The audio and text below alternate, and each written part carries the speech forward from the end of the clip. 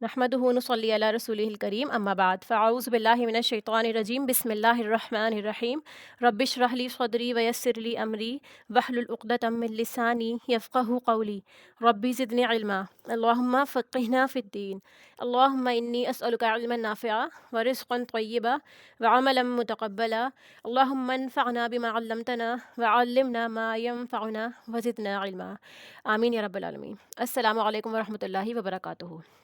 अल्हम्दुलिल्लाह हमारा पारा 5 अपनी तकमील को पहुंच चुका है। अब उसको समराइज़ करते हैं एक बार कि हमने इम्पॉर्टेंट पॉइंट्स क्या सीखे। और इस पारे में से वैसे तो अल्हम्दुलिल्लाह अल्लाह सुब्हानहू तआला की सारी आयात ही काबिल अमल है और काबिल हिफ्ज़ है, लेकिन कुछ बातें ऐसी हैं जो इस पारे में ख़ास की गई हैं या जिनका हमें ख़ास तवज्जो जिन पे देने की ज़रूरत है, तो उनको हम एक तरह से नोट्स की फॉर्म में याद रखेंगे इंशाल्लाह। उनको एक्सप्लेन करते हैं और इसके मैं पीडीएफ्स भी आप लोगों को शेयर कर दूँगी, आप अपने पास भी रख सकते हैं उसको। प्लस ये है कि आप इसके साथ में उसको अपने पास नोट भी कर सकते हैं, जो आप इम्पॉर्टेंट आपको लगता है पॉइंट इसके लिए, ठीक है। बिस्मिल्लाहिर्रहमानिर्रहीम। अल्लाह की हम्द व सना के साथ अल्हम्दुलिल्लाहिल वाहिदिल अहद अल फ़र्दिस समद अल्लज़ी लम यलिद व लम यूलद व लम यकुल लहू कुफुवन अहद ला इलाहा इल्लल्लाहु वहदहु ला शरीक लहू फ़ी मुल्किही व सुल्तानिही वला मिस्ल लहू फ़ी अस्माइही व सिफ़ातिही व बिर्रिही व इहसानिही। तमाम किस्म की हम्द अल्लाह के लिए है जो वाहिद और यकता है, जो अकेला और बेनियाज है, जिसने ना किसी को जन्म दिया ना उसको किसी ने जन्म दिया और कोई उसकी बराबरी करने वाला नहीं है। अल्लाह के सिवा कोई माबूद बरहक नहीं है। वो अकेला है, उसकी बादशाहत और उसी की सल्तनत है, उसमें किसी को कोई शरीक नहीं है। और उसके अस्मा और उसकी सिफ़ात में और उसके एहसानात में उसका कोई हम मिस्ल नहीं है। सूरतुन निसा। बिस्मिल्लाहिर्रहमानिर्रहीम। वल मुहसिनातु मिनन निसाई। इस पर्टिकुलर आयत में हमने ये बात सीखी थी कि जो शादीशुदा औरतें हैं, इल्ला मा मलकत ऐमानुकुम, मगर जिनके मालिक हुए दाएं हाथ तुम्हारे, यानी किसके बारे में बात चल रही थी कि तमाम औरतें आपके लिए अल्लाह ताला ने काबिल निकाह रखी हैं, यानी सब की सब जो हैं आपकी नामहरम की कैटेगरीज में आती हैं।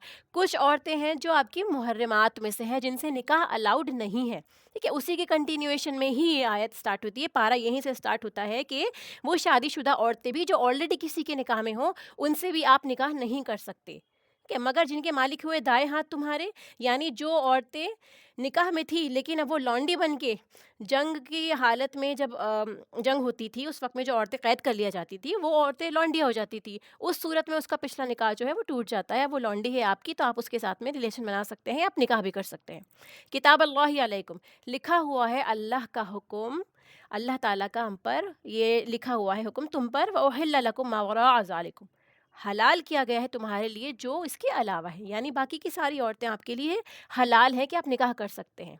ज़ालिकुम अन तब्तगू बि अम्वालिकुम, कि तलाश करो तुम साथ अपने मालों के, यानी आपको उनको मेहर भी अदा करना है, ठीक है। मुहसिनीना गैरा मुसाफिहीन, निकाह में लाने वाले हो। आपकी गर्ज किसी से निकाह करने के लिए उसको निकाह में लाना ही हो, यानी आप उसको बाइज़्ज़त तरीके से निकाह में रखने की गर्ज से ही अप्रोच करिए।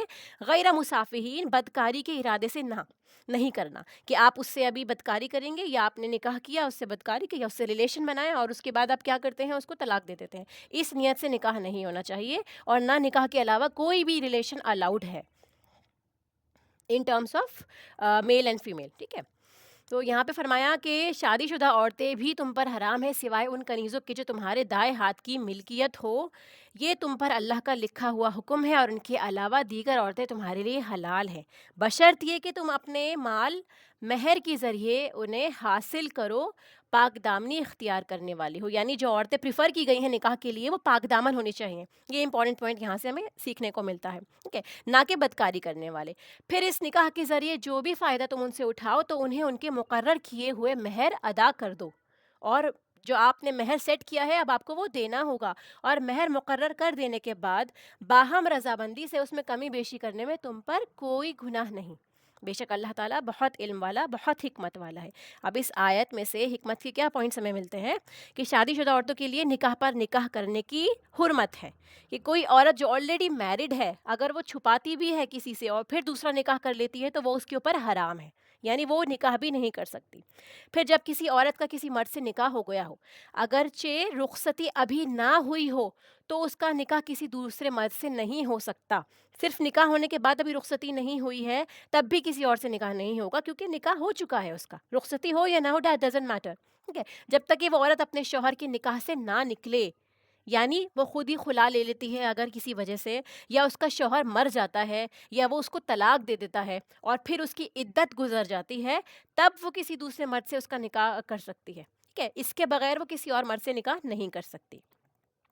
پھر اس کے بعد شادی شدہ عورت سے نکاح کی استثنائی صورت، جیسے ابھی ہم نے پڑھا کہ اگر کوئی شادی شدہ عورت ہے اور اس کا بھی نکاح نہیں ٹوٹا، نہ اس کے شوہر نے اسے طلاق دی، پھر اس سچویشن میں آپ کیسے نکاح کریں گے؟ اس سچویشن میں یہ ہے کہ انہی عورتوں کا اس میں ذکر ہے ایکسیپشنز، کہ جو دارالحرب سے قید کر کے لائی گئی ہوں۔ دارالحرب یعنی جنگ کا میدان، جہاں پہ جنگ ہوئی ہو، جہاں پہ آپ کے ساتھ میں مسلمانوں کی اور کفار کی فائٹ ہوتی ہے اور کفار جو ہے ہار جاتے ہیں، تو بدلے میں جتنے بھی غلام اور لونڈی ملتے ہیں ان کو، وہ مسلمانوں کی ملکیت ہو جاتے ہیں، ٹھیک ہے؟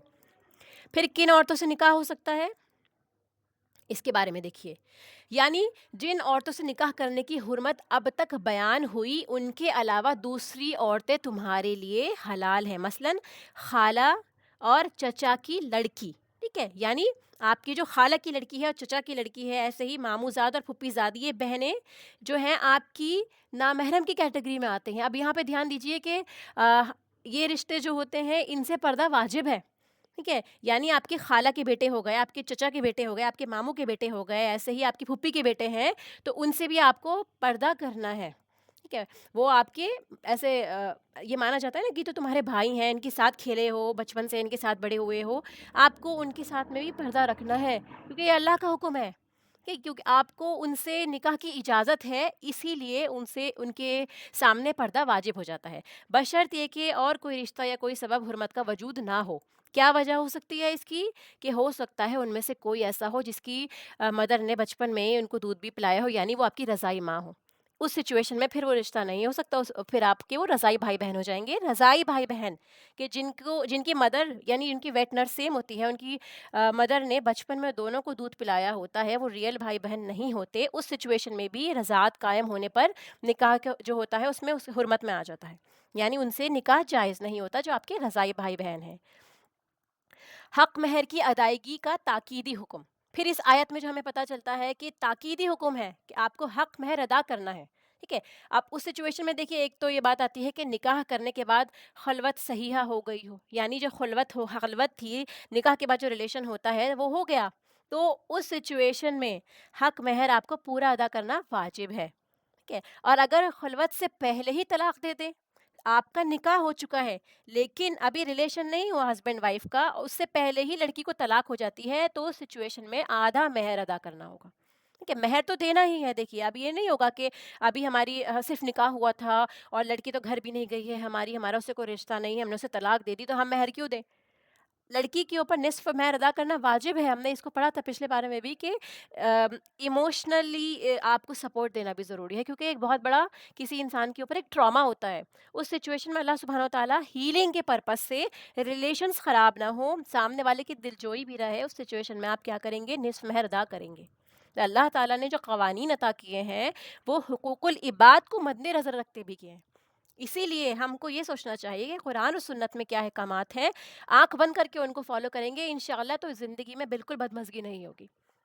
بہت سے لوگ ایسے ہیں جو میاں بیوی بن کر رہتے سہتے ہیں لیکن بیوی کی مہر کی ادائیگی کی فکر ہی نہیں کرتے اور بیوی لحاظ میں بھی کچھ نہیں کہتی، تو اس آیت میں ان لوگوں کے لیے تاکید اور تنبیہ ہے کہ ادائیگی مہر کی فکر کریں اور بیوی کے تقاضے کے بغیر ادا کریں، یعنی آپ اس کے انتظار میں نہ رہیں کہ بیوی مانگے گی تو دوں گا، بیوی کے گھر والے کہیں گے تو دوں گا، ادروائز ضرورت نہیں ہے دینے کی، کیونکہ میں خرچ تو کر رہا ہوں اس کے اوپر، ٹھیک ہے؟ دن رات کا خرچہ ہے، نان نفقہ ہے پورا، شاپنگ کراتے ہیں، کھانا دیتے ہیں، جو چیز کہتی ہیں دیتے ہیں، نہیں وہ سب اپنی جگہ ہے، وہ سب ذمہ داری میں آتا ہے، نان نفقے میں آتا ہے جو اللہ سبحانہ و تعالیٰ نے مرد پہ دی ہے ذمہ داری، اس کے علاوہ یہ مہر واجب ہے دینا، تو اس کو مرد کو بغیر اس کے کہ کوئی مطالبہ کرے دے دینا چاہیے، ادروائز کیا ہوتا ہے at the end of the day جب کسی کا انتقال ہوتا ہے اس وقت میں آ کے پھر نکاح کو نعوذ باللہ مہر کو معاف کرایا جاتا ہے کہ مہر معاف کر دینا، ساری زندگی میں تو ایسا کچھ ہوا نہیں، نہ دینے کا ارادہ ہوا، اب معلوم ہے کہ مہر جو ہے انسان کے اوپر قرض ہو جائے گا اور وہ قرض کی حالت میں اس دنیا سے گیا ہے، پھر اس سچویشن میں معاف کرواتے ہیں۔ اس سے بہتر ہے کہ زندگی میں ہی کہہ دیں یا آپس میں کچھ بات کر لیں، جس میں اگر آپ لڑکی معاف کرنا چاہے تو بالکل کر سکتی ہے، اٹس ہر چوائس ٹوٹلی۔ اگلی آیت میں آتا ہے، دیکھیے آیت نمبر 34، الرجال قوامون علی النساء، مرد عورتوں پر ذمہ دار ہیں۔ ٹھیک ہے، یہاں پہ دیکھیے سردار کا لفظ نہیں آیا، یا پھر حاکم، یا سمجھ لیجیے کوئی ایسا ورڈ ہے۔ قوام کا کیا مطلب ہوتا ہے؟ دیکھیے قوام جو ہوتا ہے وہ ایک طرح سے کوئی چیز جو آپ کو اسٹینڈ کرتی ہے، آپ کو مضبوط کرتی ہے۔ ٹھیک ہے، قام یقوم کھڑے ہونے کے لیے آتا ہے، کھڑا کرنا، اسٹینڈ کرنا، قائم کرنا۔ تو یہاں پہ بتایا ہے کہ مرد جو ہے وہ عورتوں پر ذمہ دار ہے، ان کی نگران ہے، محافظ ہیں، اس وجہ سے کہ اللہ نے ان میں سے ایک کو دوسرے پر فضیلت دے رکھی ہے۔ فضیلت یہ ہے کہ مرد جو ہے وہ نان نفقہ خرچ کرتا ہے، اپنا پیسہ خرچ کرتا ہے، پوری ذمہ داری اٹھاتا ہے، باہر جاتا ہے، کام کرتا ہے، اس وجہ سے اس کو رسپانسبلٹی ملی ہے، اس وجہ سے اسے قوام کہا گیا ہے، اس وجہ سے اسے ایک درجہ اوپر کیا گیا ہے۔ ادروائز نیکی میں مرد اور عورت دونوں برابر ہیں، سوائے اس کے کہ جو اللہ تعالیٰ سے زیادہ قریب ہو، جو اللہ سے زیادہ ڈرتا ہو، وہ اللہ تعالیٰ کے یہاں زیادہ مقام رکھے گا۔ اسی لیے دنیا میں مرد سے اوپر جانے کی کوشش نہ کریں، یا اپنے آپ کا اپنا اسٹیٹس اوپر کرنے کے لیے کہ ہم بھی بہتر ہیں یا ہم مرد سے زیادہ کر سکتے ہیں۔ کوشش یہ کریں کہ اللہ سبحانہ وتعالیٰ کی بارگاہ میں اپنے نمبرز بڑھائیں، اپنا درجہ بڑھائیں۔ ٹھیک ہے؟ پھر آگے آتا ہے، اور اس وجہ سے بھی کہ وہ اپنے مال خرچ کرتے ہیں، بس نیک عورتیں فرما بردار ہوتی ہیں۔ ٹھیک ہے، نیک عورتیں فرما بردار ہوتی ہیں، مرد کی بات مانتی ہیں، اپنی عزت اور شوہر کے مال کی غائبانہ حفاظت کرنے والی ہیں، اس وجہ سے کہ اللہ نے ان کے حقوق کی حفاظت کی ہے۔ مرد جو ہے عورت کی حفاظت کرتا ہے، تو عورت کو بھی مرد کی ایبسنس میں اپنی عزت کی بھی، یعنی عورت کو بھی اننیسیسری کسی سے بات چیت کرنے کی ضرورت نہیں ہے، بنا اس کی اجازت کے گھر سے باہر جانے کی ضرورت نہیں ہے۔ اگر اسے پسند نہیں ہے مرد کو کہ فلاں مرد سے آپ بات کریں یا ان لوگوں سے بات کریں، تو آپ نہ کریں۔ ٹھیک ہے، تو اپنی عزت کی حفاظت کریں اس کی غیر حاضری میں، اور اس کے علاوہ اس کے مال کی بھی حفاظت کریں۔ ایسا نہ ہو کہ آپ اس کا مال اس سے بنا پوچھے اڑائیں، اننیسیسری خرچ کریں، اسراف میں لے آئیں۔ ٹھیک ہے، تو یہ بھی ذمہ داری عورت کو دی اللہ تعالیٰ نے۔ اور وہ عورتیں جن کی سرکشی سے تم ڈرتے ہو، بس انہیں نصیحت کرو، اور نہ مانے تو بستروں میں انہیں علیحدہ کر دو۔ جو عورت سرکش ہے، ٹھیک ہے، اس کو ہم نے کافی ڈیٹیل میں پڑھا تھا کہ سرکشی کس کس طرح کی ہو سکتی ہے۔ ابھی فی الحال اس آیت کا صرف ترجمہ دیکھیے۔ انہیں سب سے پہلے تنبیہ کے طور پہ، ایک وارننگ کے طور پہ بستروں میں انہیں علیحدہ کرنے کا حکم دیا گیا ہے، اور پھر بھی نہ مانیں، کیونکہ آپ دیکھیں نا، یہ بستروں میں علیحدہ کر دینا ایک ناراضگی کی نشانی ہے، اور عورتیں جو ہوتی ہیں وہ یوزولی ایموشنل زیادہ ہوتی ہیں، وہ اس چیز کو برداشت نہیں کر پاتی کہ کوئی، مطلب آپ یہ سمجھیں نا کہ تھوڑی کھٹپٹ ہو رہی ہے گھر میں، یا پھر مون خراب ہے، یا بات چیت نہیں چل رہی ہے، تو اسی سے ہی کام ہو جاتا ہے۔ اللہ سبحانہ وتعالیٰ نے یہ ہلکی سزائی سے لے رکھی ہے کہ ایموشنلی جب آپ محسوس کریں گے تو آپ اپنے آپ اپنی غلطی کو ریپینٹ کریں گے، آپ سوچیں گے کہ ہاں مجھ سے غلطی ہوئی ہے، تو ہو سکتا ہے انشاءاللہ اس میں ریکنسلیشن ہو جائے، آپس میں بات چیت ہو جائے۔ نہیں مانتی تو پھر کیا کریں گے؟ انہیں ہلکی سی مار مارو۔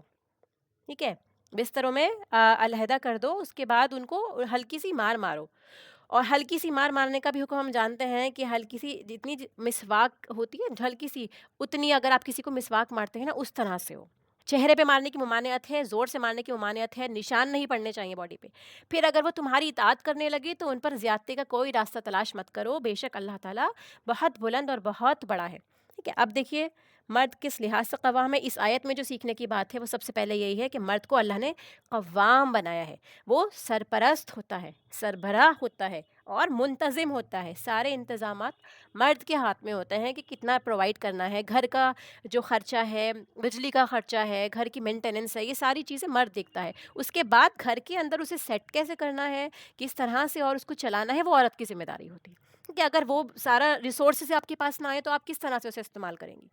ٹھیک ہے، اب دیکھیے مرد کے قوام ہونے کی دو وجوہات جو اللہ سبحانہ وتعالیٰ نے فرمائی ہیں۔ ایک یہ کہ مرد اپنی جسمانی ساخت کے لحاظ سے عورتوں سے مضبوط ہوتے ہیں، مشقت کے کام جتنا مرد کر سکتے ہیں عورتیں نہیں کر سکتی ہیں، یہ ہم سب جانتے ہیں۔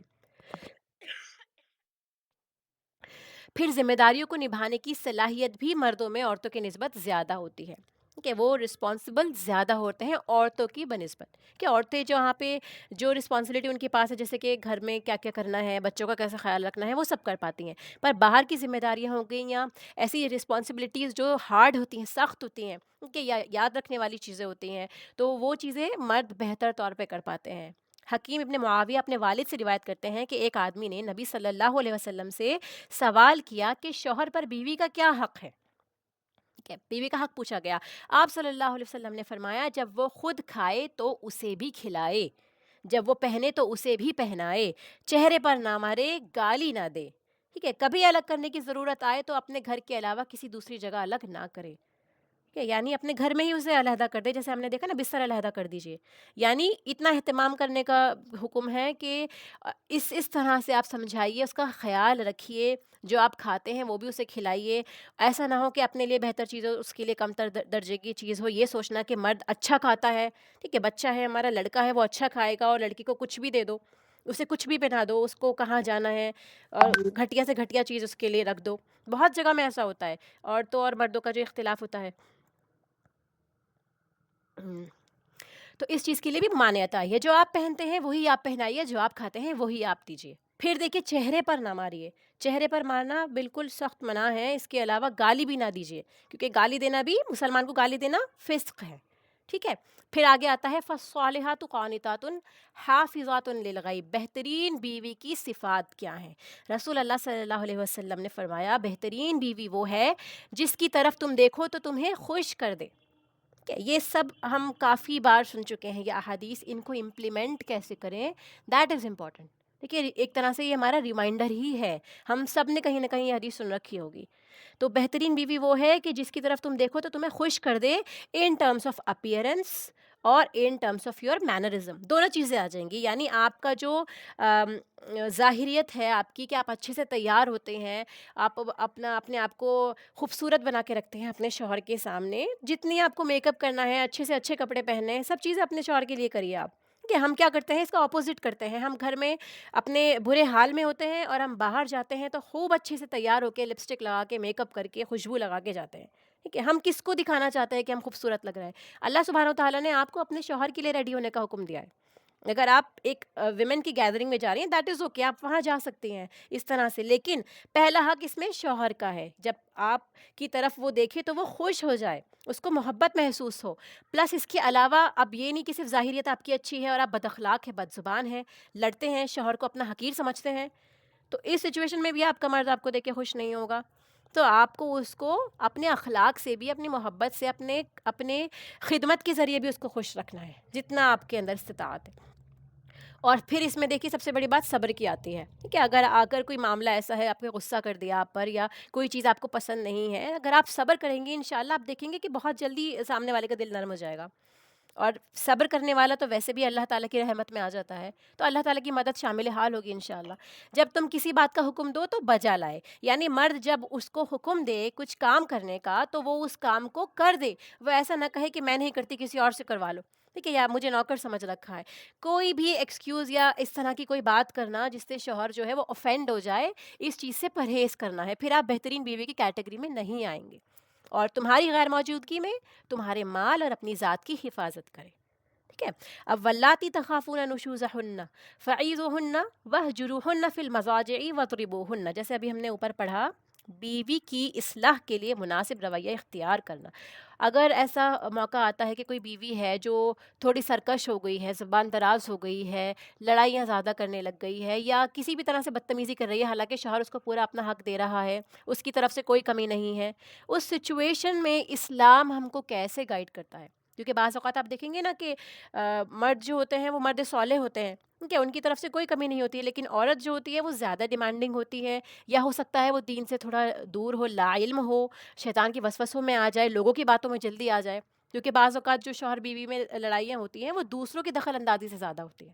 ٹھیک ہے، عورتیں بہت جلدی متاثر ہو جاتی ہیں دوسروں کی باتوں سے. اسی لیے کوشش کریں کہ اپنی گھریلو باتیں، اپنی پرسنل باتیں اپنے گھر والوں سے بھی ایسی شیئر نہ کریں، کہ اگر آپ کو نیگیٹو کمنٹس دے رہے ہیں، کوئی غلط بات بتا رہے ہیں، تو آپ کا ہی دل خراب ہوگا اپنے شوہر کی طرف سے.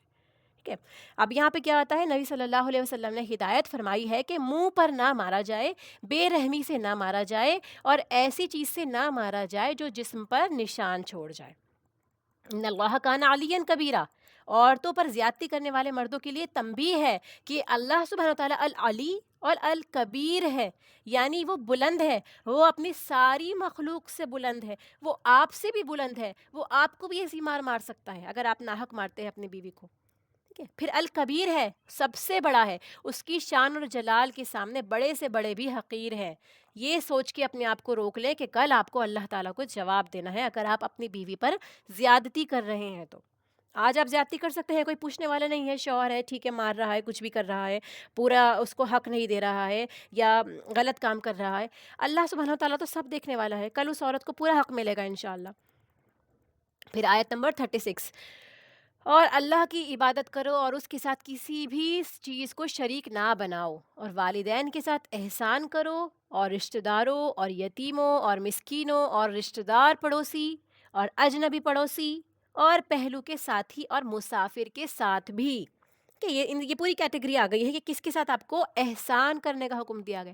احسان کیا چیز ہوتی ہے؟ دیکھیے، آپ کو اچھا رویہ رکھنا ہے، ٹھیک ہے، جو آپ کے ساتھ اچھا کر رہا ہے آپ کر رہے ہیں، کہ یہ بھی ہو گیا، خیر کا رویہ بھی ہو گیا کہ آپ بہتری کر رہے ہیں۔ احسان از ڈفرینٹ تھنگ، یہ ایک ہائی لیول کی بات ہو گئی ہے، ٹھیک ہے۔ حسن کیا چیز ہوتی ہے؟ دیکھیے، بیوٹی، کسی بھی چیز میں بیوٹی کب آتی ہے کہ جب وہ نارمل سے زیادہ اچھی لگنے لگتی ہے ہم کو، بیوٹیفل جب ہم اسے کہتے ہیں۔ ایسے ہی احسان کا رویہ یہ ہوتا ہے کہ جو نارملی آپ کرتے ہیں اس سے زیادہ اچھا کریں، جو نہیں کر رہا آپ کے ساتھ تب بھی آپ اس کے ساتھ اچھا کریں، یہ احسان ہوگا۔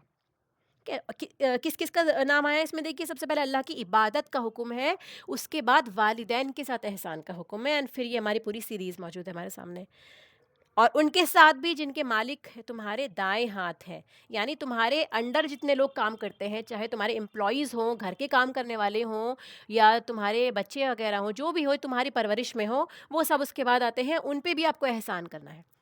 اللہ سبحانہ وتعالیٰ فرماتا ہے، بے شک اللہ تعالیٰ کسی خود پسند بہت فخر کرنے والے سے محبت نہیں کرتا۔ اب دیکھیے یہاں پہ کتنے امپورٹنٹ پوائنٹس ہیں سیکھنے کے لیے۔ وَاعْبُدُوا اللَّهَ وَلَا تُشْرِكُوا بِهِ شَيْئًا، بندوں پر اللہ کا حق ہے کہ اللہ کا حق ہے کہ اس کے علاوہ کسی کی عبادت نہیں کرنی۔ عبادت ہر چیز میں آئے گی، جو آپ اچھا کام کر رہے ہیں صرف اس نیت سے کہ میں اللہ کو راضی کرنے کے لیے کر رہا ہوں، کوئی نیت نہیں ہونی چاہیے کسی کو راضی کرنے کے لیے، کسی کو خوش کرنے کے لیے، امپریس کرنے کے لیے نہیں۔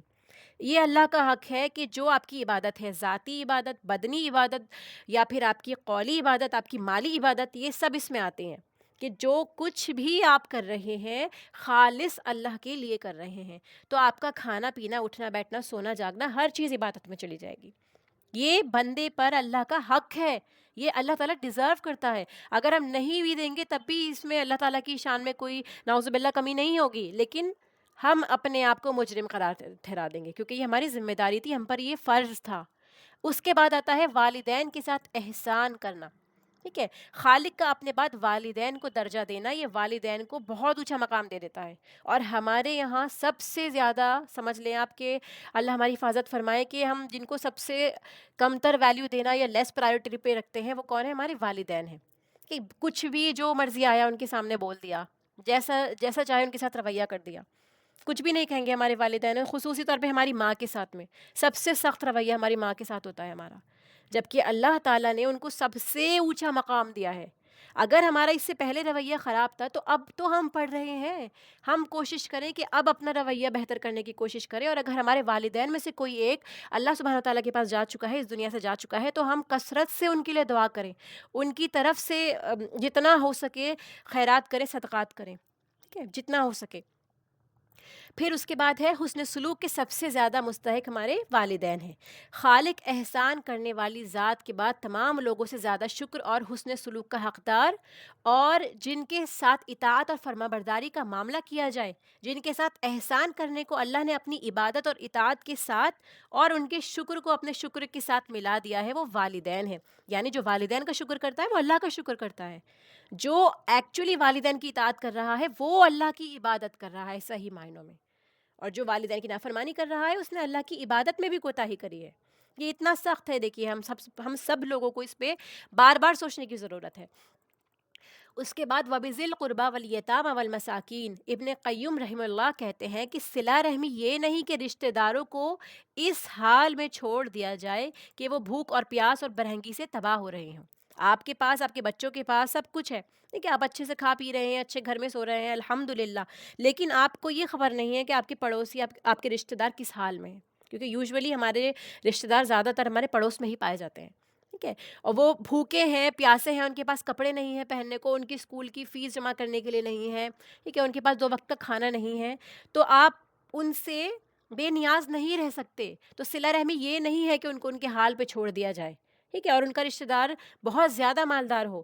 صلہ رحمی واجب ہے، خواہ رشتہ دار کافر ہی ہو، یعنی آپ کو جوڑنا ہے. صلہ، دیکھیے صلہ کیا چیز ہوگی؟ جوڑنے کے لیے. اور رحمی رشتے جو آپ کے والدین سے آپ کو رشتے ملے ہیں، ٹھیک ہے، تو یہ رشتے ہیں، چاہے وہ کافر کیوں نہ ہو، آپ کو اس کے ساتھ صلہ رحمی کرنی ہے، اپنا رشتہ برقرار رکھنا ہے، اچھے معاملات کرنے ہیں، حسن سلوک کرنے ہیں، ٹھیک ہے. اس کا دین اس کے ساتھ، اور صلہ رحمی کرنے والوں کا دین اس کے ساتھ ہے، ٹھیک ہے، وہ چاہے کافر کیوں نہ ہو، لیکن آپ کو اپنے دین پہ فالو کرتے ہوئے اس کا خیال رکھنا ہے. تو اگر مسلمان آپ کے رشتہ دار ہیں تو ان کا حق کتنا ہو جاتا ہے، آپ یہ دیکھیے. پھر رشتہ دار کو صدقہ کرنے پر صلہ رحمی کا بھی اجر ملتا ہے. نبی صلی اللہ علیہ وسلم نے فرمایا کہ بے شک مسکین آدمی کو صدقہ دینا صرف صدقہ ہے، جبکہ قرابت دار کو صدقہ دینا صدقہ بھی ہے اور صلہ رحمی بھی ہے، یعنی 2 گنا اجر آپ کو ملتا ہے. پھر یتیموں اور مسکینوں کا خیال رکھنے کا حکم آیا ہے. ایک آدمی نے رسول اللہ صلی اللہ علیہ وسلم سے اپنی سنگ دلی کی شکایت کی، تو آپ نے اسے فرمایا اگر تم دل کو نرم کرنا چاہتے ہو، یعنی آپ کا دل سخت ہے، ہارڈ ہے، آپ کو فیلنگز نہیں آتی، آپ کو رونا نہیں آتا، آپ کو محبت محسوس نہیں ہوتی دوسروں کے لیے غریبوں کو دیکھ کر، تو آپ کو کیا کرنا ہے؟ مسکین کو کھانا کھلانا ہے اور یتیم کے سر پر ہاتھ رکھنا ہے، تاکہ آپ کا دل نرم ہو جائے. یہ ایک نسخہ ہے، رسول اللہ صلی اللہ علیہ وسلم نے ہمیں دے دیا ہے، اس کو بس ہمیں فالو کرنا ہے. پھر اگلا کون ہے؟ والجاری ذی القربہ والجار الجنوبی والصاحب بالجنب. یہ جار کیا چیز ہوتی ہے؟ یہ جار ہوتا ہے آپ کا پڑوسی، آپ کے پڑوس میں بیٹھنے والا، رہنے والا، ٹھیک ہے. اس میں نمبر 1 پہ کون آتا ہے؟ ہمسایہ، یعنی جو آپ کے ساتھ میں رہتا ہے، آپ کے گھر کے برابر میں رہنے والے. قرابت والے ہمسائے سے مراد رشتہ دار ہمسائے ہیں، یعنی جیسے ہم نے بھی بولا کہ ہمارا جو رشتہ دار ہیں وہ اس کے اندر آتے ہیں. اور پھر اجنبی ہمسائے سے مراد غیر رشتہ دار ہمسائے ہیں، چاہے وہ اجنبی ہوں وہ بھی آپ کے ہمسائے میں آتے ہیں، وہ اسی احسان کی کیٹیگری کے اندر فال کرتے ہیں. پھر وہ صاحب بالجنب کون ہوتے ہیں؟ ہمارے ہم نشین دوست، جن کے ساتھ ہم کلاس میں بیٹھتے ہیں، اپنے آفس میں بیٹھتے ہیں، اپنی یونیورسٹی میں ہم ان کے ساتھ ہوتے ہیں، وہ بھی ہمارے وصاحبی بالجنب، ہمارے پہلو کے ساتھی ہو گئے، ہمارے ساتھ اٹھنے بیٹھنے والے.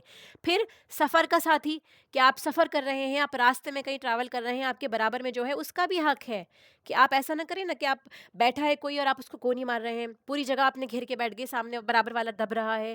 کسی بھی طرح آپ کو دوسرے کو نقصان نہیں پہنچانا ہے. جو بھی آپ کے ساتھ معاملہ کر رہا ہے یا آپ کے برابر میں بیٹھا ہی کیوں نہیں ہے، سبحان اللہ. آپ یہ دیکھیے اللہ سبحانہ وتعالیٰ کس قدر لوگوں کی عزت کا احترام کرواتا ہے.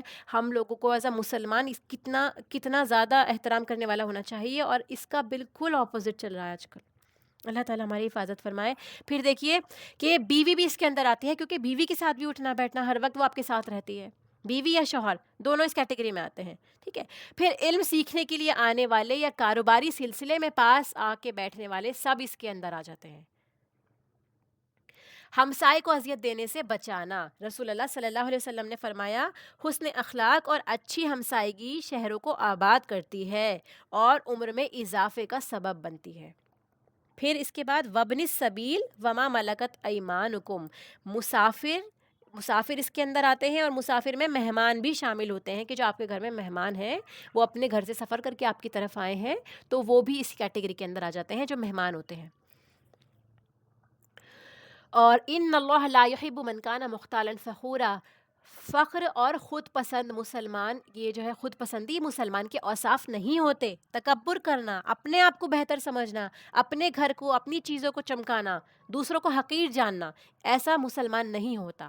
ایک دوسرے پر فخر نہیں جتانا، اللہ کا شکر ادا کرنا ہے، بس آپ کے پاس ہے ٹھیک ہے، اللہ تعالیٰ نے آپ کو دیا ہے، اس پر دوسروں کے سامنے شو آف کر کے دکھانا کہ دیکھو میرے پاس اتنا ہے. اور باتوں سے آپ کو پتہ چل جائے گا کہ جو لوگ ریاکار ہوتے ہیں، دکھاوا کرنے والے لوگ ہوتے ہیں، تو وہ ایک مسلمان کی شان نہیں ہے. ہم کو یہ سب نہیں کرنا. آیت نمبر 96 میں آتا ہے اپنی طرف سے بڑے درجات کی بخشش کی اور رحمت کی بھی اللہ تعالیٰ بہت بخشنے والا، نہایت رحم کرنے والا ہے. یہ اللہ تعالیٰ کی طرف سے کیا ہے؟ یہ خوشخبریاں ہیں.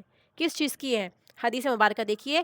ابو سعید خدری روایت کرتے ہیں کہ نبی صلی اللہ علیہ وسلم کے پاس ایک شخص آیا اور اس نے سوال کیا کہ لوگوں میں سے افضل کون ہے. یعنی صحابہ آتے تھے، سوال کیا کرتے تھے تاکہ وہ اپنی اصلاح کر سکیں، بہتر طور پہ عمل کر سکیں۔ ان لوگوں کے پاس یہی کام ہوا کرتا تھا۔ اب ہمارے پاس کیا کام ہے؟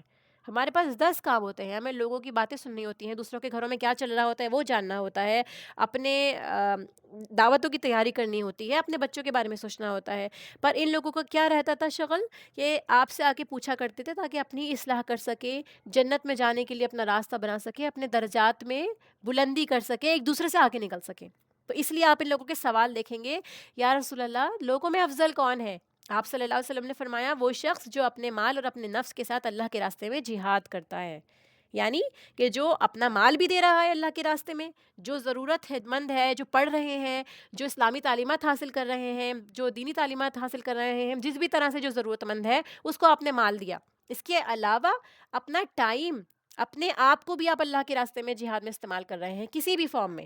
جہاد مطلب کوشش کرنا، کسی بھی طرح آپ اللہ کے لیے کوشش کر رہے ہیں، وہ سب اس میں آ جاتا ہے اور آپ کو افضل درجے پر لے جاتا ہے۔ نبی صلی اللہ علیہ وسلم سے دریافت کیا گیا کہ مومنوں میں کون کامل ایمان والا ہے؟ آپ صلی اللہ علیہ وسلم نے فرمایا وہ شخص جو اللہ کی راہ میں اپنی جان اور اپنے مال سے جہاد کرتا ہے۔ تو وہ شخص کون ہے؟ اس کا ایمان ہی کامل ہے۔ اللہ تعالی ہمیں بھی ایسا ایمان عطا فرمائے۔ اب دیکھیے جہاد کا ورڈ، جیسے میں نے آپ کو بتایا جہادہ، ٹھیک ہے، جہادہ کیا چیز ہوتی ہے؟ بہت بڑے پیمانے پر محنت کرنا اور بہت سخت کوشش کرنا، یہ دونوں مفہوم اس میں پائے جاتے ہیں۔ کوشش کرنا، کوشش کیسی؟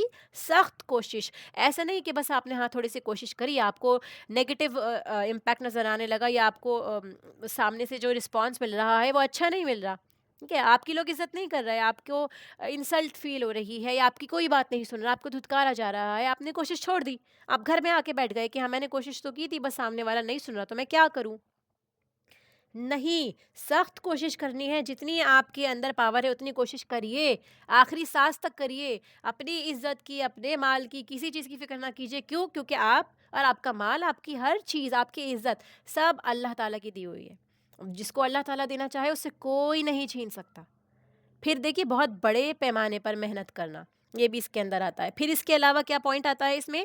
دین کی ترقی کے لیے کرنی ہے، جو موٹیو ہے وہ دین کی ترقی ہونا چاہیے، نہ ہی اپنی ترقی، نہ اپنی انسٹیٹیوشن کی ترقی، اپنے نام کی ترقی نہیں۔ پھر دین سیکھنے سکھانے کے لیے ہونا چاہیے اور دین پھیلانے کے لیے کوشش کرنی چاہیے، اللہ کا دین سب جگہ جائے۔ جان مال وقت لگانا، سب چیزیں اس میں آتی ہیں، جو بھی آپ کے پاس ہے وہ سب لگا دیجیے اللہ تعالیٰ کے لیے۔ سورہ عنکبوت کی آیت ہے، اور جو لوگ ہماری راہ میں جد و جہد کرتے ہیں ہم یقیناً انہیں اپنی راہیں دکھا دیتے ہیں۔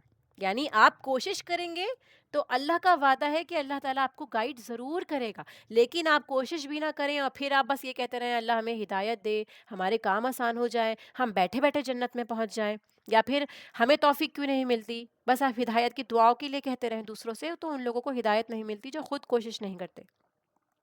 نبی صلی اللہ علیہ وسلم نے فرمایا اللہ کے راستے میں ایک صبح یا ایک شام بھی گزارنا دنیا اور جو کچھ اس میں ہے سب سے بہتر ہے۔ یعنی آپ ایک صبح، صرف صبح سے لے کے آپ عصر کے ٹائم تک سمجھ لیجئے اتنا ٹائم ہے، یا کچھ گھنٹے آپ نے اللہ کے راستے میں نکالے، کیا اللہ کا راستہ کیا ہوتا ہے؟ اللہ کا دین، اللہ کے بندوں کی خدمت، ٹھیک ہے، علم حاصل کرنا، قرآن پڑھ رہے ہیں آپ، ترجمے سے پڑھ رہے ہیں، یا آپ حفظ کر رہے ہیں، آپ حدیث مبارکہ پڑھ رہے ہیں، یا آپ لوگوں کو شیئر کر رہے ہیں جو آپ نے سیکھا، ٹھیک ہے، اللہ کے راستے میں آپ ہیں، ٹھیک ہے، ایک صبح یا ایک شام بھی آپ نے گزار دی تو آپ اسے دیکھیں گے کہ دنیا میں جو کچھ بھی ہے، آپ کو کوئی کروڑوں روپے دے دے، آپ کو کوئی گھر بار دے دے، پراپرٹی دے دے، وہ اس سب سے بہتر ہے کہ جو آپ نے اللہ کے راستے میں ٹائم اسپینڈ کیا۔ کس طرح ہمیں تو نظر نہیں آ رہا، ہو سکتا ہے ہمیں کوئی ریکگنائز بھی نہ کر رہا ہو، کسی نے دیکھا تک نہ ہو، آپ کو خود علم نہ ہو کہ آپ کو کیا ملنے والا ہے، لیکن اللہ تعالیٰ کے آپ کے نام اعمال میں درج ہو گیا، جو آپ کے بڑے بڑے نام اعمال جب لکھا جائے گا اس میں بڑی بڑی نیکیاں لکھے جائیں گی انشاءاللہ۔ تو اس نیت سے کہ آپ صلی اللہ علیہ وسلم نے فرمایا تو ایسا ہو کے رہے گا، اس نیت سے کوشش کریں اللہ کے راستے میں ایک صبح ایک شام کوشش کریں کہ جس بھی طرح ہو بس اللہ کو راضی کرنے کی۔ پھر علم کے لیے نکلنا بھی جہاد ہے۔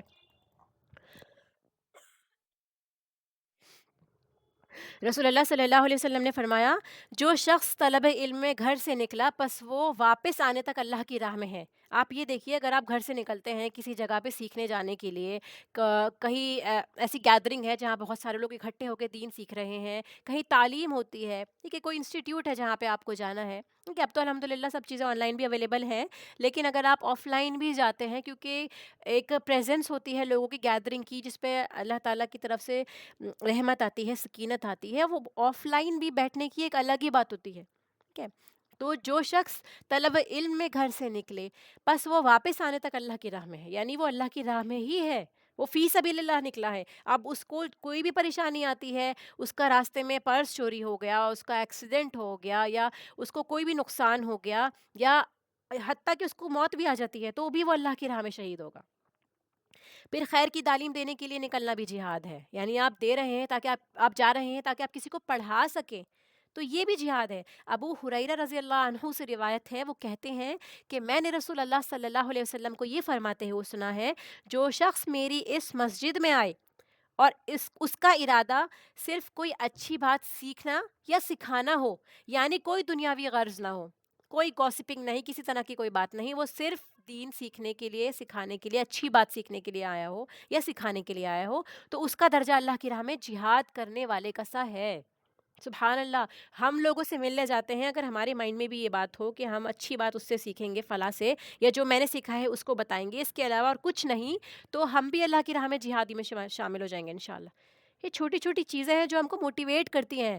ہم کو کیا لگتا ہے کہ جب تک ہم تلوار لے کے نہیں جاتے یا ہم کچھ بڑا نہیں کرتے تب تک ہم جہاد میں نہیں شامل ہو سکتے، یا اللہ کی راہ میں ہم فی سبیل اللہ کاؤنٹ نہیں ہوں گے، یا اللہ تعالیٰ سے ہم قرب حاصل نہیں کر سکتے۔ یہ ساری احادیث اسی لیے تو ہے کہ ہم لوگ محسوس کریں اللہ کا قرب، اللہ کی رحمت، اور کوشش کرتے رہیں جتنا ہو سکے ہم سے۔ پھر آتا ہے سنن ابن ماجہ کی میں روایت ہے، جو شخص کسی اور مقصد کے لیے مسجد میں آیا وہ اس آدمی کی طرح ہے کہ جس کی نظر کسی اور کے مال پر ہو۔ آیت نمبر 101، اور جب تم زمین میں سفر کرو تو تم پر کوئی گناہ نہیں کہ تم نماز میں قصر کر لو، خصوصاً اگر تمہیں خوف ہو کہ کافر تمہیں ستائیں گے، یقیناً کافر تمہارے کھلے دشمن ہیں۔ یہاں پہ ہم نے نماز قصر کے بارے میں پڑھا تھا، تو قصر سے کیا چیز مراد ہے؟ قصر کا معنی ہے کمی کرنا، ٹھیک ہے، کمی، شارٹیج۔ یہ کمی رکعات کی تعداد میں بھی مسنون ہے۔ دیکھیے، اگر خوف زیادہ ہو تو نماز کی حیت اور شکل میں بھی کمی کی جا سکتی ہے، جیسے ہم نے دیکھا کہ اگر اتنا خوف ہے کہ آپ اتر ہی نہیں سکتے اپنی سواری سے، تو آپ کیا کر سکتے ہیں؟ آپ سواری پہ بھی پڑھ سکتے ہیں، آپ پیدل چل رہے ہیں تو پیدل جاتے جاتے بھی نماز پڑھ لیجئے، یہ خوف کی حالت میں ہے۔ آپ نیت باندھ لیجیے، آپ چل رہے ہیں، چلتے چلتے آپ بس اپنی جو نماز کے اندر واجبات ہوتے ہیں وہ اپنے ادا کر دیں۔ اب ضروری نہیں ہے آپ پورا رکوع اور سجود بھی کریں گے اسی حالت میں، آپ نیت کر لیجیے کہ میں رکوع میں جا رہی ہوں، سجدے میں جا رہی ہوں۔ بتانے کا مقصد یہ ہے کہ نماز چھوڑنی ہی نہیں ہے، اس حالت میں بھی پڑھنے کا حکم ہے۔ اتنی جب ریلیکسیشن مل گئی ہے یا اللہ تعالیٰ کی طرف سے آپ کو اتنی گائیڈنس مل رہی ہے، پھر بھی ہم شاپنگ پہ جاتے ہوئے بھی اپنی نمازیں چھوڑ دیتے ہیں۔ اللہم حفظنا۔ اگر خوف زیادہ ہو تو پیدل چلتے بھی نماز پڑھ لو۔ پھر دیکھیے اس میں سجدہ اور رکوع تو پوری طرح ممکن نہیں ہے، سواری پر ہیں آپ تو اشارے سے نماز پڑھ لیجیے، اشارے سے نماز پڑھ سکتے ہیں آپ۔ رسول اللہ صلی اللہ علیہ وسلم نے عبداللہ ابن انیس رضی اللہ عنہ کو خالد بن سفیان کے قتل کے لیے بھیجا تو عصر کا وقت قریب تھا، انہوں نے جاتے جاتے ہی نماز پڑھ لی راستے میں۔ عبداللہ ابن عباس رضی اللہ عنہما نے فرمایا، اللہ تعالیٰ نے تمہارے نبی کی زبان سے حضر میں 4، سفر میں 2 اور خوف میں 1 رکعت فرض کی ہے، یعنی صلاۃ الخوف، جیسے ہم نے پڑھا تھا تفسیر میں کہ جنگ کی حالت میں کس طرح مسلمانوں نے 2 گروپس بنا کے، ایک رسول اللہ صلی اللہ علیہ وسلم کے پیچھے ایک گروپ نے نماز ادا کری، پھر وہ پیچھے چلے گئے پروٹیکشن کے لیے، تو دوسرے گروپ نے آ کے نماز ادا کری، تو 1 رکعت بھی فرض کر دی ہے۔ اس حالت میں بھی کہ لوگ آپ کو مارنے کے لیے کھڑے ہیں، جہاد پہ آپ اتنی بڑی رسپانسبلٹی لے کے کھڑے ہوئے ہیں، تب بھی نماز پڑھنی ہے آپ کو۔ عام سفر میں مغرب اور صبح کی نماز کے علاوہ دوسری نمازوں میں 4 کے بجائے 2 رکعت نماز پڑھنا قصر ہے، ٹھیک ہے، یعنی فجر میں جو ہم 2 رکعت فرض نماز پڑھتے ہیں وہ 2 ہی رہیں گی، ظہر میں جو 4 ہوتی ہیں وہ 2 ہو جائیں گی، عصر کی جو 4 ہوتی ہیں وہ 2 ہو جائیں گی، مغرب کی 3 ہی رہیں گی، اور عشاء کی بھی 2 ہو جائیں گی، ٹھیک ہے۔ قصر کرنا واجب نہیں بلکہ مسنون ہے، یعنی یہ آپ کی چوائس نہیں ہے، یہ سنت ہے، آپ کو کریں گے تو انشاءاللہ ثواب ملے گا، کیونکہ اللہ کی طرف سے رخصتیں ہیں، اگر آپ ان کو نہیں اپناتے ہیں، آپ یہ سوچیں گے کہ نہیں میں تو پوری نماز پڑھ رہی ہوں کیونکہ میں وہاں پہ آرام سے بیٹھی ہوئی ہوں، آپ کو رخصت دی ہے اللہ تعالیٰ نے، تو اللہ تعالیٰ کو یہ بھی پسند ہے کہ بندہ اس کی رخصت کا استعمال کرے۔ جس طرح اس کو اپنے فرض کی ادائیگی پسند ہے۔ پھر کس سفر پر نماز قصر کی جائے گی؟ عام سفر پر، یعنی جہاں پہ آپ کبھی ٹریولنگ کر رہے ہیں، آپ کو کہیں جانا ہے، تو اس سفر پہ آپ نماز قصر کریں گے۔ کس طرح؟ دیکھیے اس کے اندر کیا کیا پوائنٹس ہیں۔ میلوں میلوں یا دنوں کی مقدار کی تعین نہیں ہے اس میں۔ آپ صلی اللہ علیہ وسلم نے کوئی ڈسٹینس نہیں بتایا تعین کر کے، ٹھیک ہے۔ پھر ائمہ اور علماء نے نبی صلی اللہ علیہ وسلم کے سفروں کو دیکھتے ہوئے اپنے اجتہاد سے اس کی کاؤنٹنگ کی ہے، اجتہاد کیا گیا ہے۔ کس طرح سے؟ سب سے قوی دلیل سفر کی مقدار کی تعین میں صحیح مسلم کی ہے، جس میں سب سے زیادہ دلیل پائی جاتی ہے کہ آپ صلی اللہ علیہ وسلم کو یہ طریقہ پسند تھا یا آپ یہ بتانا چاہتے تھے۔ صحیح مسلم کی اس میں حدیث آتی ہے، کون سی؟ کہ جس میں 3 فرسخ یعنی تقریباً 21 کلومیٹر سفر کرنا ہو، جس کو شہر سے نکل کر تو وہ قصر کر سکتا ہے۔ شہر کے اندر ہی 50 کلومیٹر بھی آپ گھوم لیں تب آپ قصر نہیں کریں گے، ٹھیک ہے۔ شہر سے باہر نکلنا ہے آپ کو تو 21 کلومیٹر پر آپ قصر کر سکتے ہیں۔ پھر راستہ پر پرامن ہونے کے باوجود، اگر راستہ پرامن بھی ہوتا تھا، آپ باہر نکل گئے ہیں، تب بھی نبی پاک صلی اللہ علیہ وسلم نماز قصر کیا کرتے تھے۔ نماز قصر میں نوافل پڑھنا ثابت نہیں ہے، ٹھیک ہے، نفل پڑھنا آپ سے ثابت نہیں ہے۔ مسافر اگر مقیم کے پیچھے نماز پڑھے گا تو قصر نہیں کرے گا، یعنی آپ مسجد میں جاتے ہیں جہاں پہ امام ہے، وہ اس جگہ کے مقیم ہے، رہنے والے ہیں۔ اب آپ مسجد میں جا کے نماز ادا کرنا چاہتے ہیں تو آپ جماعت کے ساتھ پوری نماز ادا کریں گے۔ آپ یہ نہیں کریں گے کہ 2 نماز پڑھیں گے کہ میں نے قصر کر لی ہے تو مجھے 2 رکعت کے بعد مجھے سلام پھیرنی ہے کیونکہ میں مسافر ہوں۔ نہیں، امام کے پیچھے آپ کو پوری نماز ادا کرنی ہے جیسے امام پڑھا رہا ہے۔ خوف ختم ہونے کی صورت میں نماز مکمل پڑھنا، اگر آپ پہلے خوف میں تھے، پھر خوف ختم ہو جاتا ہے تو یا تو اپنی نماز دہرا لیجئے، یا جو اگلی نماز آئے گی اب آپ کو وہ پوری ادا کرنی ہوگی جیسے آپ پہلے پڑھتے تھے۔ کسی صحیح حدیث میں نبی پاک صلی اللہ علیہ وسلم سے یہ ثابت نہیں ہے کہ آپ نے کسی سفر میں فرض نماز سے پہلے یا بعد میں سنتیں ادا کی ہوں۔ ہاں، رات کے وتر اور صبح کی سنتیں آپ صلی اللہ علیہ وسلم ہر سفر میں پڑھا کرتے تھے اور کبھی نہیں چھوڑتے تھے۔ آئی ہوپ یہ سب کلیئر ہو گیا ہو اب۔ پھر آیت نمبر 119، اور میں ضرور انہیں راہ سے بھٹکاؤں گا اور میں انہیں خوب امیدیں دلاؤں گا۔ کس کی باتیں ہو رہی ہیں یہاں پہ؟ شیطان کی، ٹھیک ہے۔ میں انہیں راہ سے بھٹکاؤں گا، یہ شیطان وعدہ کر رہا ہے اللہ تعالیٰ سے، کس کے بارے میں؟ انسان کے بارے میں، کہ وہ ایسا کرنے والا ہے۔ ان کو امیدیں دلاؤں گا اور میں ضرور انہیں حکم دوں گا تو یہ مویشیوں کے کان چیر دیں گے، یعنی اللہ تعالیٰ کے علاوہ دوسروں کے لیے قربانی کیا کریں گے۔ اور میں ضرور انہیں حکم دوں گا تو یہ ضرور اللہ کی تخلیق کو بدل ڈالیں گے۔ جو کوئی اللہ کو چھوڑ کر شیطان کو دوست بنائے تو یقیناً اس نے کھلم کھلا نقصان اٹھایا۔ اب اس آیت میں ہم کیا سیکھتے ہیں؟ شیطان کا جھوٹی امیدیں دلانا۔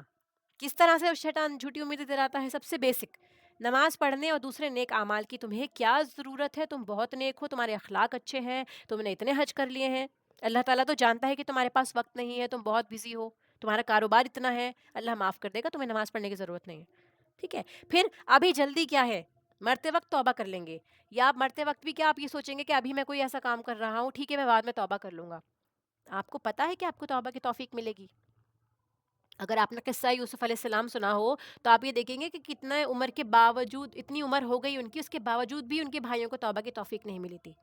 پھر اگر اس دوران ان کو موت آ جاتی ہے تو وہ کس حال میں مرتے ہیں؟ اللہ کی نافرمانی کی حالت میں۔ پھر دیکھیے جن بزرگوں کو تم مانتے ہو ان کا اللہ پر بڑا زور ہے، وہ تمہیں چھڑا لیں گے۔ کوئی ایسی جھوٹی سفارش رکھنا، یہ ایسے خیالات رکھنا کہ فلاں فلاں ہم کو بخشوا لے گا، یہ سب چیزیں ان کا دامن تھام لینا، وہ تمہیں سیدھے جنت میں لے جائیں گے۔ پھر تاکہ انسان نیک کام میں سستی کرے اور نیک کام چھوڑ دے۔ آپ اگر گناہ کے کام نہیں بھی کرتے تب بھی شیطان کا یہ کیا پیترا رہتا ہے کہ وہ آپ کو دوسرے کاموں میں انگیج کر دے گا۔ یہ بہت ہوتا ہے، بہت بار، کہ آپ جو ہے آپ سوچتے ہیں کہ دوسرے کام بھی امپورٹنٹ ہے، ٹھیک ہے، آپ جو لیس امپورٹنٹ کام ہوتے ہیں ان پہ توجہ دے دیتے ہیں بنسبت ان کے کہ جن میں آپ کو زیادہ اجر ملنا تھا، جس میں سب سے پہلے ہماری نمازوں کی ڈیلے ہونا ہوتا ہے، ٹھیک ہے۔ تو نیکی کے کاموں میں وہ سستی کرا دیتا ہے۔ کبھی کبھار ایسا بھی ہوتا ہے کہ انسان ان کاموں کو چھوڑ ہی دیتا ہے، وہ اتنا ڈیلے ہو جاتے ہیں، وہ بعد میں سوچتا ہے کہ اس کو میں بعد میں ہی کر دوں گا، ٹھیک ہے۔ پھر دیکھیے شیطان بتدریج گمراہیوں کی طرف لے کر جاتا ہے۔ کس طرح؟ کہ وہ گمراہ کیسے کرتا ہے انسان کو، کہ کچھ لوگوں کو تو وہ صرف نیکی سے ہٹا دیتا ہے، کچھ لوگوں کو وہ گمراہیوں تک پہ لے جاتا ہے۔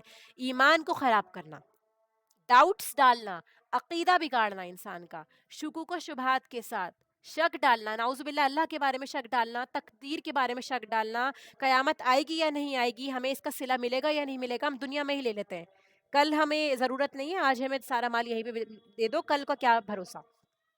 پھر جب یہ نہیں ہو سکتا تو نافرمانیوں کا حکم دے دیتا ہے، یعنی وہ انسان اپنے عقیدے میں مضبوط ہوتا ہے، اللہ سے ڈرتا ہے، ٹھیک ہے، تو کیا کرتا ہے وہ نافرمانیوں پہ لگا دیتا ہے، اس سے گناہوں کے کام کروا دیتا ہے کہ وہ اللہ کے ساتھ شریک تو نہیں ٹھہرا رہا لیکن باقی گناہ کر رہا ہوتا ہے، وہ صغیرہ کبیرہ گناہ۔ جب یہ بھی نہیں ہو سکتا اس سے، یعنی وہ کیا کرتا ہے بندہ اللہ تعالیٰ کی فرما برداری میں ہی ڈٹا ہوا ہے، کوششوں میں لگا ہوا ہے، تو وہ کیا کرتا ہے اسے نیکیوں سے ہی روک دیتا ہے، نیکی کے کام کرنے سے پہلے اسے دوسرے کاموں میں مشغول کر دینا، ٹھیک ہے، یا یہ کہہ دینا کہ دیکھو کتنا مشکل کام ہے، یہ تم سے نہیں ہوگا، میرے بس کی نہیں ہے، تو انسان نیکی سے رک جاتا ہے۔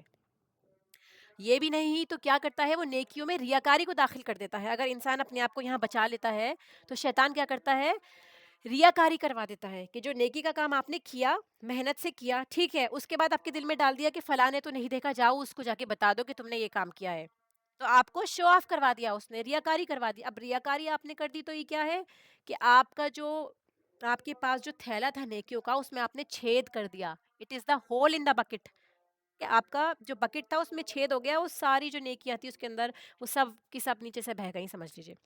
پھر آخر میں خود پسندی میں ڈال دینا کہ آپ کتنا نیکوکار ہیں، دیکھیے، ٹھیک ہے، اتنا زیادہ نیکیاں کرنے والے ہیں تو آپ اپنے آپ کو تکبر میں مبتلا پاتے ہیں، آپ کہتے ہیں کہ مجھے فلاں سے سیکھنے کی ضرورت نہیں ہے، یا مجھے کوئی اچھی بات نہیں سیکھنی، یا میں دوسروں سے کیوں پڑھوں، میں تو خود پڑھانے جاتا ہوں یا پڑھانے جاتی ہوں۔ پھر اس کے عمل کو بڑھا کر دکھا دینا کہ انسان یہ سوچتا ہے کہ جو میں کر رہی ہوں میں کر رہا ہوں وہ سب سے بڑھ کر ہے، مجھ سے زیادہ تو کوئی نیکی کر ہی نہیں رہا، دل میں حسد، کینہ اور غصے کی آگ کو دہکانا، آپس میں لوگوں کو لڑوا کر، یہاں تک کہ انسان کو برے اعمال پہ لگا دیتا ہے، ان کی طرف کھینچ کر لے جاتا ہے اور انسان کو پتہ بھی نہیں چلتا۔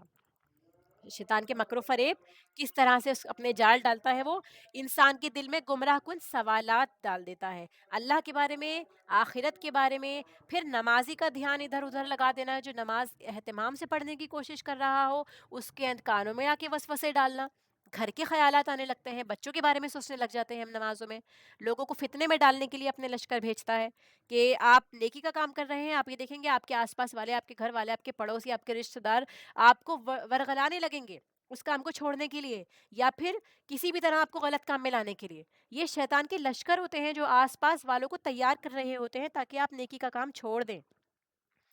پھر شیطان کے پاس فریب اور جال ہوتے ہیں، وہ کس طرح سے پھنساتا ہے، کس طرح سے، دیکھیے، فخر کروا کر، تکبر کروا کر، یہ اس کے جال ہیں، جو شیطان ہوتا ہے وہ کس طرح سے آپ کو اللہ تعالیٰ سے دور کر دیتا ہے کہ اللہ کی نعمتوں پر مغرور ہو جانا، ہو سکتا ہے آپ اپنے رشتہ داروں سے یا آس پاس والوں سے زیادہ صاحب نعمت ہو، اللہ تعالیٰ نے آپ کو مال و اولاد زیادہ دی ہو، ٹھیک ہے، پھر آپ کیا کرتے ہیں، آپ مغرور ہو جاتے ہیں اس چیز پہ کہ ہم تو نیک ہیں، اس وجہ سے ہمیں یہ سب ملی، یہ سب توفیق ملی ہے ہمیں، ٹھیک ہے، ہمیں یہ سب کچھ حاصل اسی وجہ سے ہوا ہے کہ اللہ تعالیٰ ہم سے راضی ہے۔ پھر خواہشات کی پیروی کرنا، شیطان کیا کرواتا ہے کہ آپ کے جو دل میں آیا آپ وہ کرتے ہیں، جو آپ کی زبان پہ آیا آپ وہ بول دیتے ہیں، ٹھیک ہے؟ جیسا آپ کا کرنے کا من کر رہا ہے، یعنی خواہشات کے پیچھے انسان چلنے لگتا ہے اور پھر اپنے آپ کو تکبر میں مبتلا پاتا ہے، اپنے آپ کو بڑی چیز سمجھنے لگتا ہے، اور ہم سب جانتے ہیں کہ تکبر شیطان نے کیا تھا، اس کے بعد یہ سارا معاملہ شروع ہوا ہے۔ تو آخر میں غور و فکر کرنے کی کیا بات ہے کہ ہم نے کون سے پوائنٹس سیکھے ہیں، پوائنٹس آف ایکشن، یہ عمل کے نکات ہیں کہ جو ہمیں اپنی لائف میں انشاءاللہ اس پارے سے سیکھیں، امپلیمنٹ کرنے ہیں۔ وَلَا تَقْتُلُوا أَنفُسَكُمْ، جس طرح کسی انسان کا ناحق قتل حرام ہے اسی طرح خودکشی کرنا حرام اور گناہ کبیرہ ہے۔ خودکشی کے بڑھتے ہوئے رجحان کے پیش نظر اپنے بچوں اور ارد گرد کے لوگوں کو اس کے برے انجام سے آگاہ کیجیے۔ اگر آپ سوسائڈل سمٹمز دیکھ رہے ہیں لوگوں میں تو ان کو بتائیے کہ یہ کبیرہ گناہ ہے، کہ اس کی کیا، اس کے بارے میں وعید کیا ہے سخت، پہلے آپ کو بھی پتہ ہونی چاہیے۔ پھر الرجال قوامون علی النساء، مرد عورتوں پر ذمہ دار قوام ہے، اللہ نے مردوں کو گھر کی چھوٹی سی ریاست میں منتظم بنایا ہے، اللہ العلیم ہے، اس نے دونوں کے کام ان کی قوتوں کے حساب سے الگ کیے ہیں، آپ کے اوپر آپ کی ذمہ داریاں، ان کے اوپر ان کی ذمہ داریاں۔ پھر گھر ہو یا باہر محسنین میں سے بننا ہے، ہو سکتا ہے کہ آپ کی اچھائی دوسروں کو بھی اچھا بننے پر مجبور کر دے۔ ان اللہ لا یظلم مثقال ذرہ، ان اللہ لا یظلم مثقال ذرہ، ذرہ برابر نیکی خالص نیت سے کی جائے تو اس کا اجر عظیم ہے. ٹھیک ہے، یعنی آپ نے چھوٹی سی بھی نیکی کری ہے، ذرا سی ذرے برابر بھی، ٹھیک ہے، رائی کے دانے کے برابر بھی، لیکن صرف اللہ تعالیٰ کے لیے کیا آپ نے، تو آپ دیکھیں گے کہ اس کا اجر بہت بڑا آپ کو ملے گا، پہاڑوں سے بھی بڑا آپ کو اجر مل سکتا ہے. شرط یہ ہے کہ صرف اللہ کے لیے خالصاً آپ نے کی ہو. نماز میں حضور قلبی بہت ضروری ہے. نماز سے پہلے ایسی تمام چیزوں کو پورا کر لیں جس سے نماز میں خلل واقع ہونے کا اندیشہ ہو. پھر اس کے بعد دیکھیے، یاد رکھیں نیکی سے نیکی کا راستہ کھلتا ہے اور برائی سے برائی کا راستہ کھلتا ہے. وَلَوْ أَنَّهُمْ فَعَلُوا مَا يُوعَظُونَ بِهِ لَكَانَ خَيْرًا لَهُمْ. ٹھیک ہے، تو اسی لیے ایک نیکی کریں گے تو آپ دوسری نیکی کی طرف خود ہی آٹومیٹکلی چلے جائیں گے، لیکن اگر آپ نے کوئی برائی کے اوپر قدم رکھ دیا تو آپ دیکھیں گے کہ آپ اس دلدل میں پھنستے چلے جائیں گے. اللہ اور اس کے رسول صلی اللہ علیہ وسلم کی اطاعت کا انعام یہ کہ انسان قیامت میں اعلیٰ ترین ہستیوں کے ساتھ ہوگا. یعنی آپ اللہ کی اور اس کے رسول کی بات مانتے ہیں، فرما بردار ہیں، اپنی طرف سے پوری کوشش کر رہے ہیں، تو انشاءاللہ اللہ تعالیٰ قیامت کے دن آپ کو النبیین، الصدیقین، الشہداء اور الصالحین کے ساتھ رکھیں گے، جو ہم نے سورہ فاتحہ میں دعا کی تھی. افلا یتدبرون القرآن. پھر دیکھیے قرآن کریم میں تدبر کے بغیر اس کا فہم حاصل نہیں ہو سکتا. یعنی آپ صرف پڑھ رہے ہیں، آپ نے تدبر نہیں کیا، یعنی آپ نے ڈیپتھ میں جا کے سمجھا نہیں کہ اس کے اندر کیا ہے، تب تک آپ کو اس کا فہم حاصل نہیں ہوگا. حضرت حسن بصری کہتے ہیں کہ اللہ کی قسم، تدبر یہ نہیں کہ اس کے حروف کی تو حفاظت کی جائے، لیکن اس کی حدود یعنی معنی کو ضائع کر دیا جائے. یعنی آپ پڑھنے میں تو بہت اچھے ہیں، آپ تجوید سیکھ رہے ہیں، سب کچھ کر رہے ہیں، لیکن جب اس کے معنی یعنی جو اس میں حکم دیے گئے ہیں وہ فالو کرنے کی بات ہوتی ہے تو ہم اس کو ضائع کر دیتے ہیں، یعنی اس کو فالو نہیں کرتے. یہاں تک کہ ان میں سے ایک کہتا ہے کہ میں نے سارا قرآن پڑھ لیا، حالانکہ قرآن کا کوئی اثر نہ اس کے اخلاق میں دکھائی دیتا ہے نہ عمل میں. یہ نہایت ڈرنے کی بات ہے کہ ہم نے بھی اب تک جتنے پارے پڑھے ہیں، سمجھے ہیں یا ہم اپنی اسٹڈی میں رکھتے ہیں، کتنا ہمارا اخلاق بدلا، ہمارے عمل میں کیا کیا چیزیں آئیں. سلام کرنا ایک دعا ہے، اگر کوئی جواب نہ بھی دے تو فرشتے جواب دیتے ہیں. یہ محبت بڑھانے کا ذریعہ ہے، اس کو عام کریے. پھر اللہ کی راہ میں اپنے جان و مال سے جہاد کرنا، یعنی کوشش کرنے والوں کے لیے بیٹھے رہنے والوں کی بنسبت فضل، درجات اور اجر عظیم ہے. یعنی جو اللہ تعالیٰ کی راہ میں کوشش کرتے ہیں ہر طرح سے، وہ دوسرے لوگ جو صرف بیٹھ کے عبادت کر رہے ہیں، نمازوں میں لگے ہوئے ہیں، ان سے کہیں زیادہ ہے. صرف خواہشات، آرزوئیں جنت میں داخلے کا سبب نہیں ہے، اس کے کچھ تقاضے اور شرائط ہیں. یہ کہنا کہ ہم مسلمان ہیں یا ہم فلاں قبیلے کے یا ہم فلاں ذات سے تعلق رکھتے ہیں یا اس سے تعلق رکھتے ہیں اور ہم جنت میں چلے جائیں گے، یہ صرف خواہشات ہیں، آرزوئیں ہیں. آپ کو شرائط پورے کرنے ہیں، نیکیاں کرنی ہیں اور برے کاموں کو چھوڑنا ہے، تبھی اللہ کی رحمت ملے گی. پھر منافق کی نشانیوں میں سے یہ ہے کہ وہ نمازوں میں سستی کرتا ہے اور اللہ کے ذکر میں کمی کرتا ہے. یعنی ہم اللہ تعالیٰ کو یاد نہیں کرتے، ہماری باتوں میں اللہ کی بات نہیں ہوتی، ہم پورے دن اپنے گھر کے کاموں میں یا اپنے بچوں میں یا اپنے خاندان میں، اپنی ٹی وی میں، سب میں لگے رہتے ہیں. کتنا اللہ کا ذکر کیا. یعنی ذکر کے اندر کیا آتا ہے؟ دیکھیے ایکٹیو ذکر یہ بھی کہ آپ جو تسبیحات بتائی گئی ہیں وہ پڑھیں، اور ذکر کسی کی یاد ہوتی ہے. یعنی آپ بات کرتے ہیں تو اللہ تعالیٰ کا نام اس میں آتا ہے، آپ آپس میں یہ شیئر کرتے ہیں کہ اللہ تعالیٰ یہ فرماتا ہے، رسول اللہ نے ایسے فرمایا، فلاں حدیث یہ کہتی ہے، فلاں آیت میں یہ ہے. تو یہ ساری باتیں اگر آپ کی زندگی میں عام ہوں گی تبھی آپ کی زبان سے بھی اللہ کا ذکر ہوگا. ٹھیک ہے، تو پھر یہ کیا ہے کہ منافق ہے ایسا انسان کہ جس کی باتوں میں اللہ کا ذکر کم ہے، اس کی نماز میں سستی ہے. یہ ایک منافق کی نشانی ہے. ہمیں اپنا جائزہ لینا ہے کہ کیا ہم میں تو یہ عادت نہیں ہے. پھر شکر اور ایمان اللہ کی ناراضگی سے بچنے کا ذریعہ ہے. اللہم اعنی علی ذکرک و شکرک و حسن عبادتک. انسان اسی کے ساتھ اٹھایا جائے گا جس سے وہ محبت کرتا ہے. تو دنیا میں ہمیں یہ دیکھنا چاہیے کہ ہماری کمپنی کن لوگوں کے ساتھ ہے، ہمارے دوست کون ہیں، کن لوگوں سے ہم سارا دن باتیں کرتے ہیں. ٹھیک ہے، کوشش کریں کہ ہمارے سرکل میں ایک دو لوگ ضرور ایسے ہوں، یا ہم دن میں ایک مرتبہ ایسے انسان سے ضرور بات کریں جو ہمیں اللہ کی یاد دلائے، جو ہمیں اللہ سے جوڑتا ہو. ہم کس کے ساتھ اٹھتے بیٹھتے ہیں، اپنے خوشی اور غمی کو کس کے ساتھ شیئر کرتے ہیں، کیا وہ اللہ تعالیٰ کی نافرمانی کے کام کرتے ہیں یا اطاعت کے؟ یہ ہمیں سب سے پہلے سوچنا ہے. پھر دوسروں کی نعمتیں دیکھ کر غم زدہ نہیں ہونا، بلکہ اللہ تعالیٰ سے اس کا فضل مانگنا ہے. اللہ کے پاس کمی نہیں ہے، زندگی کا اصول بنا لیں کہ جب بھی آپ مانگیں گے تو اللہ تعالیٰ سے ہی اس کا فضل مانگیں گے. جیسے زکریا علیہ السلام نے مریم علیہ السلام کی نعمتیں دیکھ کر دعا کی تھی. ہو سکتا ہے کسی کے پاس زیادہ نعمتیں ہوں اللہ کی طرف سے، تو آپ کو اس سے حسد نہیں کرنی، اس کے لیے اپنے دل میں بغض نہیں رکھنا، اس کی نعمتوں کو چھن جانے کی دعا نہیں کرنی، بلکہ اللہ سے اس کا فضل مانگیے کہ اللہ تعالیٰ مجھے بھی عطا کر. اور کیوں عطا کرے؟ تاکہ میں اس سے زیادہ ہو جاؤں، اس کو دکھا سکوں کہ دیکھو میرے پاس تم سے زیادہ ہے، تو پھر آپ کو نہیں ملنا پھر. یا ہو سکتا ہے اگر اللہ تعالیٰ آپ کو دے تو وہ آپ کی آزمائش ہو، پھر وہ آپ کو گناہوں کی طرف لے جائے گا، تو ایسی نعمتوں سے نہ ملنا زیادہ بہتر ہوگا. اسی لیے بہت بار اللہ تعالیٰ اپنے بندوں کو نہیں بھی دیتا، یہ جن کو جانتا ہے اپنے علم غیب سے کہ یہ بندہ نعمتیں پا کے گمراہ ہو جائے گا، غلط راستے پہ چلا جائے گا. پھر جان و مال سے اللہ تعالیٰ کے راستے میں خوب محنت کرنے والے بیٹھے رہنے والوں سے بہتر ہے جو صرف باتیں کرتے ہیں. امر بالمعروف کرنے سے پہلے یہ دعا اللہ تعالیٰ سے کریں کہ اللہ تعالیٰ ہماری زبان میں وہ تاثیر ڈال دے جو دوسروں کے دل پر اثر کرے. جیسے ہم ابھی اس کلاس میں بیٹھے ہیں، ٹھیک ہے، مجھے یہ دعا کرنی چاہیے. آپ لوگ کسی سے بات کرتے ہیں تو اس سے پہلے یہ دعا کریں کہ اللہ تعالیٰ ہماری زبان میں یہ تاثیر ڈال دیجئے کہ لوگوں کے دلوں تک آپ کی بات پہنچے، ان کے دلوں پہ اثر ہو. کیوں؟ کیونکہ اسلام پھیلا ہی اس طرح سے ہے. آپ صلی اللہ علیہ وسلم کا اخلاق اور صحابہ کا جو رویہ رہا، ان کے اخلاق رہے دوسروں کے ساتھ میں، اس کی وجہ سے لوگ اسلام میں داخل ہوئے ہیں. ادروائز یہ نہیں کہ جبرن تلوار کے زور پہ اسلام پھیلا ہے، نہیں، لوگوں نے دیکھا، رویے دیکھے، اخلاقیات دیکھے، اسلام کی تعلیمات دیکھی، تو پھر وہ اپنے آپ کنورٹ ہوتے چلے گئے، واپس اپنے دین کی طرف آتے چلے گئے جس دین پر اللہ تعالیٰ نے ہم تمام انسانوں کو پیدا کیا ہے. ٹھیک ہے. مثلا اگر بچے بات نہیں سنتے تو دعا کریں کہ اللہ تعالیٰ ہماری بات ان کو سنوا دے، نہ کہ ہم ان کو مارنا پیٹنا شروع کر دیں، کیونکہ ہر انسان محبت سے سن لیتا ہے. اگر آپ دیکھیں گے، اس کا ہی بھی مجھے ذاتی فائدہ حاصل ہوا ہے. میں نے بہت دعا کری اللہ تعالیٰ سے کہ مجھے فلاں چیز نہیں مل رہی ہے، اپنے بیٹی کے ساتھ میں بھی اسپیشلی. اللہ تعالیٰ سے دعا کریے کیونکہ آپ کے بس میں ساری چیزیں نہیں ہیں، چاہے آپ بچوں کے ماں باپ ہی کیوں نہ ہوں، تو آپ ان کو ہر طرح سے ڈکٹیٹ نہیں کر سکتے. آپ اللہ سے دعا کریے اور اپنی کوشش کیجیے، آپ دیکھیے اللہ تعالیٰ آپ کے لیے آسانیاں فرمائے گا. پھر بات سنوانا اللہ تعالیٰ کے ہاتھ میں ہے.